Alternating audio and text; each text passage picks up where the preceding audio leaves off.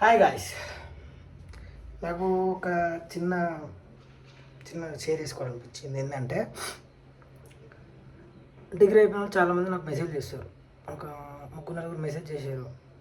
దాన్ని బట్టి నేను క్లారిటీ ఇద్దాం అనుకుంటున్నా. ఏంది సి ఇప్పుడు డిగ్రీ తర్వాత జాబ్లు ఉంటాయా ఉండయా? ఓకే, డిగ్రీ తర్వాత జాబులు చాలా ఉంటాయి. చాలా చాలా అంటే చాలా జాబులు ఉంటాయి. కానీ ఇప్పుడు మీరు ఇన్స్టాగ్రామ్లో చూసే జాబ్లు లైన్ బట్టి అవన్నీ ఉన్నాయి. జాబ్లు ఏంటి అంటే అవి మెడికల్ కోడింగ్ కానీ, ఓకే, ఇంకోటి డెవలపర్స్ కానీ, సాఫ్ట్వేర్ సైడ్ కోచింగ్ తీసుకున్న వాళ్ళు ఉంటారు కదా, అలాంటి వాళ్ళవి అవన్నీ ఇన్స్టాగ్రామ్లో వచ్చినాయి. మీరు నమ్మకండి, ఇన్స్టాగ్రామ్కి రియాలిటీకి చాలా తేడా ఉంటుంది. సే ఇప్పుడు నువ్వు ఇన్స్టాగ్రామ్లో చూసేదన్నా మోసపోయినావు అనుకో, ఇది నువ్వు ఇన్స్టాగ్రామ్లో చూసేది ఒకటి ఉంటుంది, బయట రియాలిటీ ఒకటి ఉంటుంది. ఓకే, నీ స్టడీకి తగ్గట్టు నువ్వు ఏదైతే చేయాలనుకుంటున్నావు దాని మీద చాలా జాబ్లు ఉంటాయి. ఇప్పుడు కామర్స్ వాళ్ళు ఐటీ సైడ్ వద్దాం అనుకుంటే అది రిస్క్. ఓకే, రిస్క్ ఉంటుంది దాంట్లో. నువ్వు మళ్ళీ ట్రైనింగ్ తీసుకొని ఇన్స్టిట్యూట్లో జాయిన్ అయిపోయి అక్కడికి వెళ్ళి అంతా చేయాలంటే నీకు జాబ్ రావడం కష్టం. సో నీకు ఇంటర్వ్యూలో కూడా ఒక టైప్ ఆఫ్ క్వశ్చన్ అడుగుతాడు, నువ్వు చేసింది కామర్స్, నువ్వు ఎందుకు ఇటు సైడ్ వస్తున్నావు? సో అక్కడ నువ్వు ఆన్సర్ చెప్పగలగాలి, ఎందుకు ఇటు సైడ్ వస్తున్నా అని. ఓకే, సెకండ్ థింగ్ ఇంకోటి ఏంటంటే, ఇప్పుడు మెడికల్ కోడింగ్కి 50 జాబ్లు ఉన్నాయి. దానికి 500 అప్లికేషన్లు వస్తే అలా అంతే ఉంటుంది. నేను కార్పొరేట్లో స్టార్ట్ చేసిన కెరియర్ ఆల్మోస్ట్ 6 years. ఓకే, ఇప్పుడు ఆ 6 yearsలో నేను స్ట్రగుల్స్ కానీ చేసిన కానీ అప్పుడు నాకు చెప్పిన వాళ్ళు ఏమన్నా అంటే మెడికల్ కోడింగ్ నేర్చుకోమన్నారు. మెడికల్ కోడింగ్ నేర్చుకో, దానికి ఇప్పుడు డిమాండ్ ఉందన్న. అప్పటి నుంచి నేర్చుకుంటూ వచ్చిన వాళ్ళు ఆల్రెడీ ఫిల్ అయిపోయారు ఆ జాబ్లో. సో వాళ్ళందరూ ఇప్పుడు ట్రై చేసి, ఇప్పుడు మెడికల్ కోడింగ్ ఎవరైతే మెడికల్ కోడింగ్ అనేది ఓపెన్ బుక్. సో అర్థం చేసుకోవాలి ఎంత టఫ్. సో నువ్వు 100 మందిలా 2కే జాబ్ వస్తుంది దాంట్లో, అంత టఫ్ అది. ఓకే, అది నేర్చుకునే వాళ్ళు చాలామంది ఉంటారు. ఓకే, వాళ్ళందరూ ఇప్పుడు జాబ్కి ట్రయల్ చేస్తారు. సో దానివల్ల ఇన్స్టాగ్రామ్లలో ఇవి ట్రెండ్ అయిపోతున్నాయి ఇప్పుడు. ఓకే, జాబ్స్ లేవని ఉన్నాయి, నువ్వు లింకాలి. నువ్వు ఈ కంపెనీలోనే వేస్తాను ఫిక్స్ అయ్యేది రాకు హైదరాబాద్కి. ఓకే, నేను చెప్పేది అది. నువ్వు డిగ్రీ అయిపోయాక జాబులు లేవా అంటే ఉంటాయి. డిగ్రీ అయిపోయిన తర్వాత జాబులు లేవని నేను డిగ్రీ చేసిన, నేను జాబ్ చేస్తాను. డిగ్రీ తర్వాత చాలా జాబులు ఉంటాయి. నువ్వు నీ టాలెంట్ తోటి నువ్వు ఫస్ట్ బయటకు వచ్చి నీకు ఏ జాబ్ అయితే ఇంట్రెస్ట్ ఉంటుందో దాంట్లో చేస్తాను ఫిక్స్ అయ్యి బయటకు రా. అంతే, నేను ఈ కంపెనీలోనే చేస్తా, ఈ జాబ్ అయితేనే చేస్తా, కావాలి నేను ఎడ్యుకేషన్స్కి పోతా, ఇన్స్టిట్యూట్లోకి పోతా అంటే అవన్నీ అవ్వదమ్మాయి. ఆడ ఇన్స్టిట్యూట్లో నీకు జాయిన్ అయినసేపు మస్తు చెప్తారు, మేము 100% మీకు ప్లేస్మెంట్ గ్యారంటీ ఇస్తాము, 100% మీకు జాబ్ సెక్యూరిటీ ఇస్తాము, మీరు జాయిన్ అయిన 2 monthsకే మాకు శాలరీ ఇవ్వాలి. అవన్నీ నమ్ముడు వేస్ట్. అవన్నీ నమ్మిర్రు అనుకో ఏముంటుంది, నువ్వు పోతావు 40,000 50,000 కడతావు, 3 నెలలు ట్రైనింగ్ ఉంటుంది, చేస్తావు. నువ్వు ఆ ట్రైనింగ్లో నువ్వు లాంగ్వేజ్ లేకుండా అన్నీ ఎత్తాను ఉంటావు. అలా పోయినాక సరే నువ్వు సిన్సియర్గా చేసినావు, అయిపోయింది, మంచిగా ట్రైనింగ్ తీసుకున్నావు అనుకో, నీ జాబ్లు నీ సెక్టర్లో నువ్వు ఏ స్టడీ అయితే చేసినావు దాని మీద పోవాలి. నువ్వు కామర్స్ ఏది ఐటీ సైడ్ పోతాను నడదు కదా, అడుగుతా ఇంటర్వ్యూ, నువ్వు కామర్స్ ఏది నువ్వు షాప్ సైడ్ పోవాలి కదా, అకౌంట్ సైడ్ పోవాలి కదా, నువ్వు వీటి ఎందుకు వచ్చినావు అంటాడు.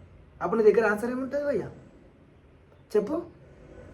డిగ్రీలో చేసినావు, బీఎస్సీ కంప్యూటర్స్ చేసినావు, అప్పుడు నువ్వు ఓకే. బీఎస్సీ కంప్యూటర్స్ వాళ్ళకి ఐటీ సైడ్ ఉంటాయి, వాళ్ళకు కంప్యూటర్ నాలెడ్జ్ జావా C++ అప్పటి నుంచే నేర్పిస్తారు కాబట్టి వాళ్ళకు ఇంటర్వ్యూ క్రాక్ చేయడం కూడా ఈజీ ఉంటుంది. ఎందుకంటే వాళ్ళకి సబ్జెక్ట్స్ ఉంటాయి. అలా నీ సబ్జెక్ట్ నువ్వు అకౌంట్ సైడ్ పోయి నువ్వు ఐటీ సైడ్లో డెవలపింగ్ సైడ్ పోతా అంటే కుదరదా. సో దానివల్ల కూడా జాబ్స్ రిస్క్ ఉంటాయి. ఓకే, నువ్వు హైదరాబాద్ వస్తే బతకాలని, ఏ పని చేసినా బతకచ్చు హైదరాబాద్లో, అర్థమైందా? హైదరాబాద్లో ఏ పని చేసినా బతకచ్చు. కానీ నువ్వు ఇదే పని చేస్తా, నేను మా ఇంట్లో దార్కార్ని, నేను మా ఇంటికాడ పుల్లు పైల్వాన్ నడదాడ నడదు అట్లా. నువ్వు ఇక్కడికి వచ్చి ఏ పని చేసినా ఇంట్లో పైసలు పంపించాలంటే ఏ పని అనే చేయాలి ఫస్ట్, అర్థమైందా? నేను నువ్వు ₹1,00,000 శాలరీకి ఇస్తేనే చేస్తా, 30,000 ఇస్తేనే చేస్తా, అవన్నీ నడది. 8,000 కూడా చేయబడుతుంది, అర్థమైందా? స్టార్టప్లో ఎంత ఇస్తావు అనుకుంటున్నావు? 15,000 ఇస్తారు స్టార్టప్లో. ఎక్స్పీరియన్స్ ఇంపార్టెంట్, నువ్వు ఎక్కడికి పోయినా, అర్థమైందా? డిగ్రీ మీద జాబులు ఉంటాయి. మీరు ఎప్పుడు చెప్పింది నమ్మకండి ఫస్ట్ ఆఫ్ ఆల్, నువ్వు బయటకు రా. సో మీరు ఎవరు చెప్పిన మోడల్ నమ్మకండి ఫస్ట్ ఆఫ్ ఆల్. ఓకే, ప్రతి దగ్గర ఒక ఛాన్స్ ఉంటుంది. నువ్వు ఫస్ట్ ఆఫ్ ఆల్ నువ్వు బయటకు వచ్చి ఇంటర్వ్యూకి అటెండ్ అవుతుందని తెలుస్తుంది. నీకు ఇంటర్వ్యూలో సక్సెస్ అవుతావా లేదా. అరే నువ్వు ఫస్ట్ ఆఫ్ ఆల్ ఇంకోటి ఒకటి అర్థం కాదు. ఎవరైతే ఇప్పుడు ఫోన్లు చేస్తారు కదా, సరే ఇప్పుడు మీరైనా సరే, మీరు ఎంబీఏ చేసినా, ఎంసీఏ చేసినా, వేరే ఏ జాబ్ చేసినా కూడా, మీరు స్టడీ చేస్తున్నా సరే, ఆఫ్టర్ డిగ్రీ అయిపోయిన తర్వాత మీ మీ తమ్ముళ్ళు ఎవరైనా మీకు ఫోన్ చేస్తే డైరెక్ట్ మీరు ఇన్స్టిట్యూట్లో జాయిన్ అయ్యారు, ఎంబీఏలో జాయిన్ అయ్యారు డైరెక్ట్ చెప్పకూడదు ఎవరికి. You know the consequences of studies after MBA. Okay, మీకు తెలుసు కదా ఆఫ్టర్ ఎంబీఏ తర్వాత ఎట్లుంటుంది, డిగ్రీ తర్వాత ఎంబీఏ చేయాలంటే ఎట్లుంటుంది, హైదరాబాద్లో స్ట్రగుల్స్ ఎట్లుంటాయో మీకు కూడా తెలుసు. మీరు తెలిసి కూడా మిమ్మల్ని అడిగిన వాళ్ళకి మీరు రాంగ్ సజెషన్లు ఇవ్వకండి. తెలియకుంటే తెలియదని చెప్పు డైరెక్ట్. ఓకే, మీరు మీ ఇంట్లో పైసలు పంపించుండొచ్చు, చాలామంది పంపించారు ఇంట్లో. సో మీరు ఎప్పుడైనా సరే వాళ్ళకు మీరు చెప్పకండి. ఓకే, మీరు హైదరాబాద్ రాకండి, రాయడు ఏం మంచి లేదు, బెంగళూరు పోండి. Bengaluru, you know the consequences of Bengaluru, how the living of cast their, you don't know. మీకు ఏం తెలియదు, మీకు జీరో నాలెడ్జ్. మీకు లిటరల్గా మీరు ఎంజాయ్ లైఫ్కు అలవాటు పడి మీరు కొత్త వచ్చే వాళ్ళకి రాంగ్ ఇన్స్ట్రక్షన్స్ ఇస్తారు. మీరు చెప్పకండి, మీకు తెలియకుండా తెలియనట్టు ఉండండి. ఓకే, వాళ్ళు ఇన్స్టిట్యూట్లో జాయిన్ అయిదామని ఫిక్స్ అయి ఉంటే చెప్పండి. ఒక ఇన్స్టిట్యూట్, మంచి institute, you know the institution, lot of institutes ఉన్నాయి. అమీర్పేట్లో, పంజాగుట్టలో మస్తు ఇన్స్టిట్యూట్లు ఉన్నాయి. ఓకే, చెప్పు, సజెస్ట్ చేయి, ఓకే తప్పులేదు. కానీ నువ్వు డైరెక్ట్ చెప్పాకు, డైరెక్ట్ ఇన్స్టిట్యూట్లో జాయిన్ అవ్వమని చెప్పాకు డైరెక్ట్. అది చాలా ఒక పర్సన్ని చాలా ఎఫెక్ట్ చేస్తుంది దాన్ని. ఇప్పుడు 40,000, ఇప్పుడు నాకు సింపుల్ లాజిక్ చెప్తా. 40,000 నువ్వు ఇన్సూరెన్స్ కట్టి సిక్స్ పర్ మంత్ నువ్వు 6,000 నువ్వు హాస్టల్ కట్టి, నువ్వు అప్పటి నుంచి ఛార్జెస్ అక్కడ ఇక్కడ తిరిగాను, బస్ ఛార్జెస్ కావచ్చు, ఏదైనా కావచ్చు, అవన్నీ ఖర్చులన్నీ లెక్క చేసావు 3 monthsలో నువ్వు ఆల్మోస్ట్ 1,50,000 వరకు నువ్వు వృధా ఖర్చు అని చెప్తే. ఆ డిగ్రీ వస్తాడు ఏం నేర్చుకుంటాడు చెప్పు, నువ్వు చెప్పు, ఏం నేర్చుకుంటాడు? మీకు నేను చెప్తున్నా కదా, మీకు ఒకవేళ గైడ్ చేయడం రాకపోతే చేయకండి, వేస్ట్. నాకు తెలియదు రాబాయ్, నువ్వు ఎవరికైనా అడుగు అని చెప్పేసి, అంతేగాని రాంగ్గా గైడ్ చేయకండి. ఈవెన్ గర్ల్ ఆర్ బాయ్, ఇది జెండర్ మెన్షన్ చేస్తాను నేను. మీరు డిగ్రీ అయిపోయిన తర్వాత మీకు ఏం చేయాలో మీకు తెలిసి ఉంటే చెప్పండి. You should help to juniors, that is not a big deal. Help చేయండి, తప్పలేదు, బట్ రాంగ్ ఇన్స్ట్రక్షన్స్ ఇవ్వకండి. ఓకే, మీరు రాంగ్గా ఇన్స్ట్రక్షన్స్ ఇస్తే their lives are in danger. అర్థమవుతుందా? ఇప్పుడు నేను ఒకటి చెప్తా. ఒక పర్సన్ నాకు కాల్ చేసి ఇట్లా, అన్న హైదరాబాద్లో జాబ్ దొరుకుతలేవంట, ఏం చేయాలా అది ఇదంటే, నేను చెప్పిన నేను డైరెక్ట్ ఇన్స్టిట్యూట్ పోతా అనుకుంటున్నా, వాళ్ళు ఇన్స్టిట్యూట్ కొమ్మంటారు, నేర్చుకోమంటారు ఇట్లా అంటే, నువ్వు డిగ్రీ చేసి ఇన్స్టిట్యూట్కి వచ్చి నేర్చుకుంటావు, సరే నేర్చుకో, నువ్వు తప్పలేదు, నేర్చుకో. Always education first. నువ్వు నేర్చుకో, నువ్వు ఎంత నేర్చుకోవడం అంత నేర్చుకో. బట్ నువ్వు వితౌట్ ట్రయింగ్ నువ్వు జాబ్ లేని ఎట్లా చెప్తావు? ఇప్పుడు ఆ పర్సన్ ఏమైనా ఫిక్స్ అయిపోతారు, ఓకే ఈ పర్సన్ మంచి అన్నో అక్కో ఎవరైనా ఉండొచ్చు.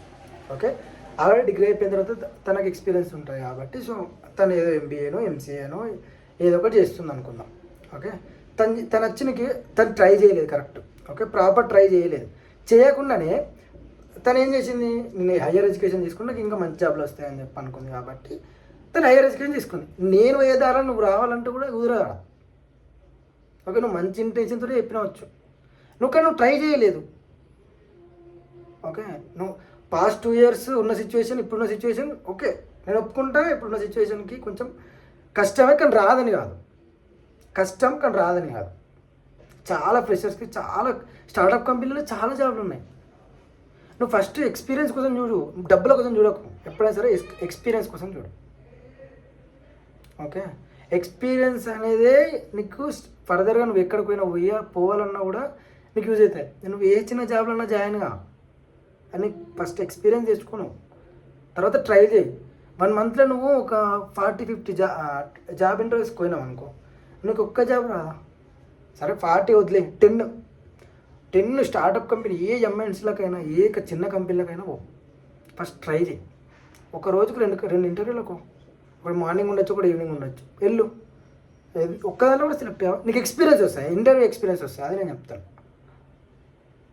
ఓకేనా, ఇంటర్వ్యూ ఎక్స్పీరియన్స్ వస్తాయి.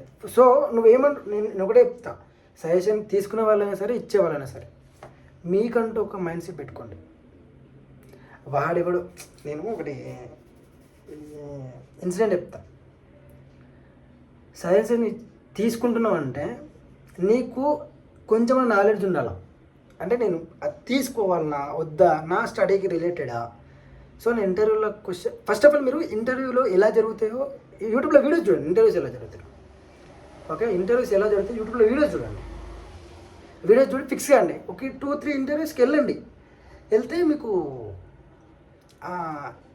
అక్కడ అడిగే క్వశ్చన్లకు మనం ఎలా ఆన్సర్ చేయాలి, జాబ్ డిస్క్రిప్షన్ ఏంది, జాబ్ రోల్ ఏంది, దానికి ఎడ్యుకేషన్ ఏంది, నేనేం చేయాలి, అర్థమైందా, నేను దానికి ఏం ప్రిపేర్ కావాలి, నేను దాన్ని ఎట్లా ఉండాలి, అవన్నీ ఫిక్స్ అయినాక ఇంటర్వ్యూకి రండి. హైదరాబాద్ రండి, తప్పులేదు. నువ్వు జాబ్ ట్రై చేయాలి, జాబ్ కొట్టాలి అంటే ఖచ్చితంగా రా. కానీ ఇన్స్టిట్యూట్కే పోతా, ఆ ఇన్స్టిట్యూట్లో జాయిన్ అవుతా అంటే కాదు అని చెప్తాను. సో ఎవరైనా సజెషన్ ఇచ్చే వాళ్ళైనా సరే, తీసుకునే వాళ్ళైనా సరే, ఫస్ట్ ఆఫ్ ఆల్ మీరు ఇన్స్టాగ్రామ్లో వచ్చే వాటిని నమ్మకండి. ఇన్స్టాగ్రామ్లో సగం ఫేకే ఉంటాయి. ఓకే, జాబ్స్ ఉంటాయి, ట్రై చేయాలి, ప్రెషర్ ఉంటుంది, తట్టుకోగలాలి. జాబ్ రాగానే హ్యాపీ అయితే, జాబ్ వచ్చిన తర్వాత ప్రెషర్ వేరే ఉంటుంది. అన్నీ డిసైడ్ అయ్యి రండి. నువ్వేం చేస్తావు, ఇంటికాడ చదువుకొని ఏం చేస్తావు, జాబ్ వేయాలి కదా. ఇంకొకటి సజెషన్ తీసుకుని ఇన్స్టిట్యూట్లో జాయిన్ అవుతా, ఆడ జాయిన్ అవుతా, ఈడ జాయిన్ అవుతా అంటే పైసలు ఉంటే జాయిన్ అయ్యారా భయ్, నేను వద్దనా. పైసలు ఉంటే జాయిన్గా, నేను వద్దనా. పైసలు లేని వాళ్ళకి మాత్రం చెప్తున్నా, మీరు అనవసరంగా 40,000-50,000 అనేది not a small amount. Okay, మీకు తెలుసా, దీని తర్వాత ఆ అమౌంట్ పెట్టినా అని చెప్పి బాధపడద్దని వీడియో చేస్తున్నాను. ఓకే, ఇలాంటి సజెషన్లకు మీ ఫ్రెండ్స్కి ఈ వీడియో షేర్ చేయండి. నా ఛానల్ సబ్స్క్రైబ్ చేయండి. సబ్స్క్రైబ్ చేయండి. సో ఒక స్మాల్ ఇన్ఫర్మేషన్ అంతే, నేను ఏదో ఫీల్ అయ్యి చెప్తున్నాను. ఎందుకంటే చాలామంది అనవసరంగా ఇంటి దగ్గర ఆగిపోతున్నారు, దుబాయ్లో పోతున్నారు, ఇంకెక్కడ పోతున్నారు. సో అనవసరంగా వాళ్ళు చదువుకొని రిస్క్లో పెట్టుకుంటున్నారు అని చెప్పి నా feel. So like, share, subscribe. Thank you, bye.